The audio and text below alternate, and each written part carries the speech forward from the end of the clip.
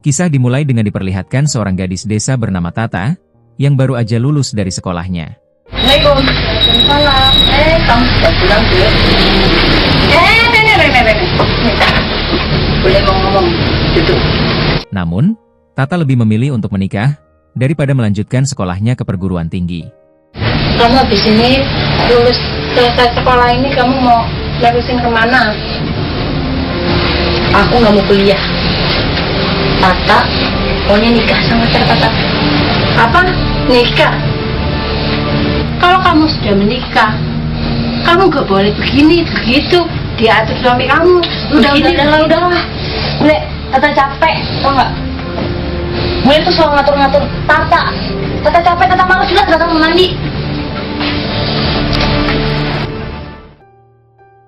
Pak, kamu kenapa, Kak?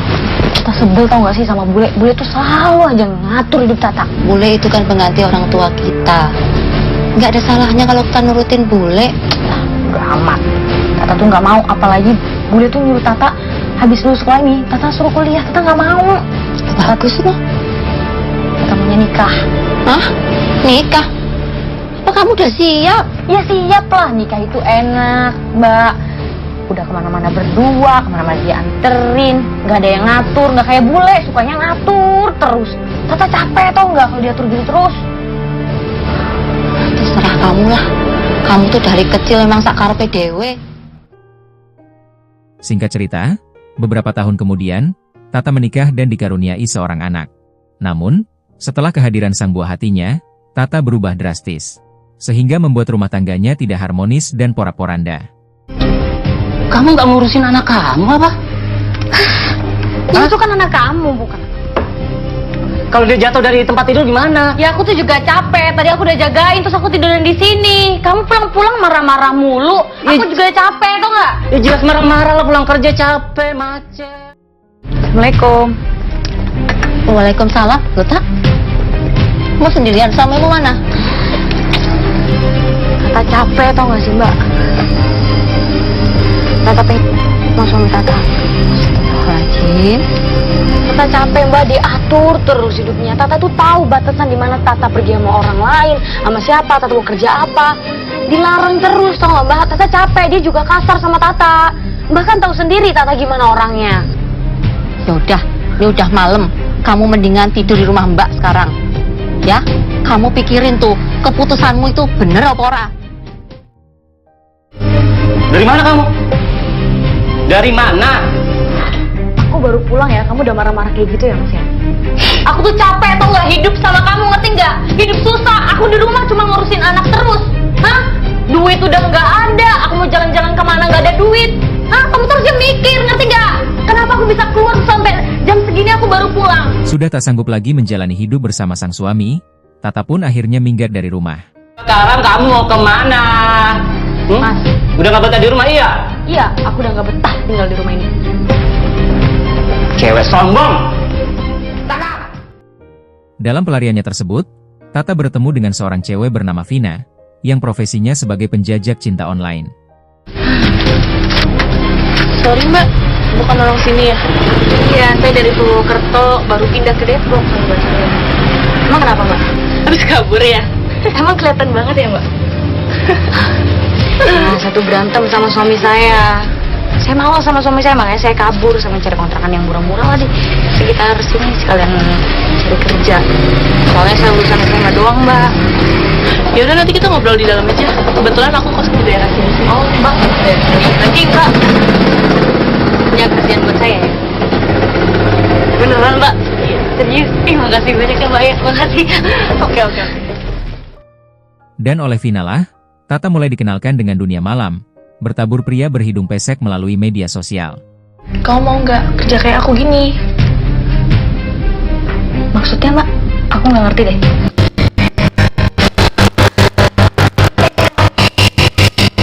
Kamu mau nggak? Enggak deh. Jangan lihat kerjaannya, lihat penghasilannya. Ya udah deh. Aku cobain, Mbak. Jadi, aku bisa berapa? Malam ini juga. Sekarang lo cus mandi, ganti baju seksi, gua foto, gua masukin ke sosmed Putri. Ya. Kayaknya manis gitu dong. Jangan kampungan deh. Oke. Pada kencan pertamanya, Tata dihadapkan dengan seorang pria hidung pesek yang memiliki aroma tubuh kurang sedap. Dia bernama Rio. Sehingga pelayanan Tata pun sedikit kurang full dan membuat Rio kecewa. Tata tuh cantik punya. Awas kalau nanti nggak ditambahin uangnya ya. Tenang aja, pasti. Oke lah.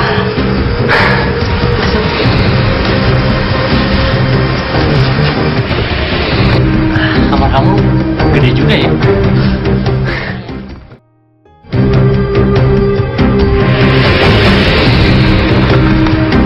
Kamu ngapain sih buru-buru?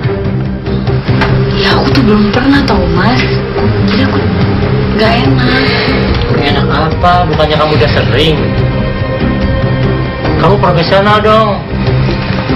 Lain kali jangan kayak gitu lagi ya. Minggu depan aku sini lagi. Nih aku kasih lebih nih.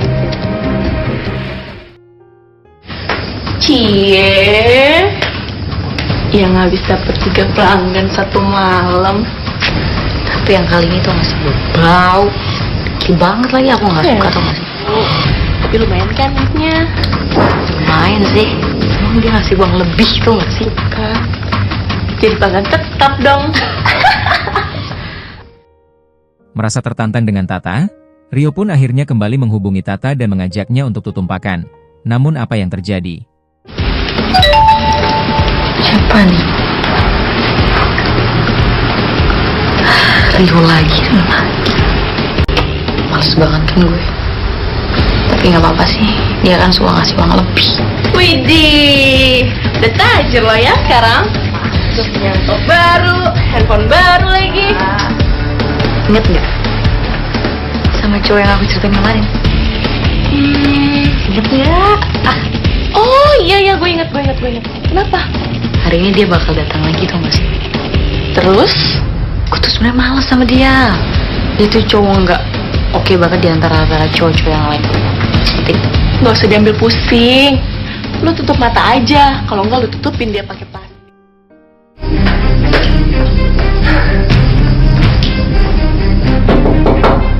Ya. Hai. Yang bawa badan itu ya? Apa nih itu Ringo ya? Itu yang bawa badan kan? Ini. Contoh apaan? Biasa, daftar aku. Kamu sih dari mana sih? Kok habis kerja? Ya udah sana mandi. Emang kenapa? Kok harus mandi? Aku tuh ilfil tau gak sama kamu? Kamu tuh pelanggan kesekian aku tau gak? Dan kamu doang yang baunya gak enak. Kamu itu dari kemarinnya protes mulu.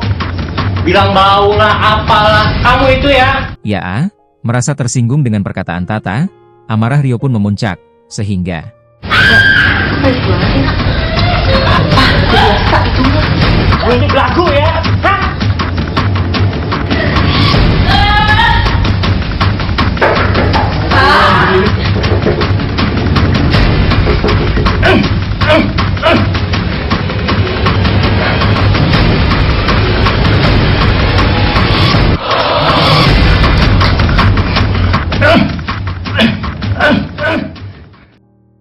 beberapa hari kemudian, teman-teman Tata merasa aneh dan mulai curiga, karena dalam 2 hari ini Tata tak ada kabar, dan kamar kos-kosannya terkunci, bahkan HP-nya pun tak pernah aktif. Ada apa ini?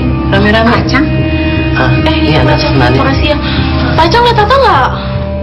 2 hari yang lalu saya coba hubungi, tapi kayaknya teleponnya nggak aktif. Tuh kan.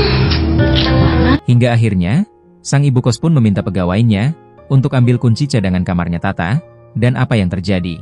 Tapi gini deh, apa nggak sebaiknya saya telepon polisi dulu, takut terjadi apa-apa di dalam? Ntar kita kesalahan. Pak, bisa datang ke alamat saya nggak Pak? Iya Pak, ini ada kejadian yang mencurigakan Pak soalnya, dan harus dicek sekarang. Ini Bu, kunci serepnya. Ada Pak, tapi kita tunggu dulu, jangan dibuka dulu soalnya Ibu perasaan dari tadi nggak enak. Selamat siang. Selamat siang Pak. Siang Pak. Oh ini kunci serep Ibu ya? Ada kunci serepnya, tolong dibuka Pak. Baik saya buka. Mari Pak. Iya.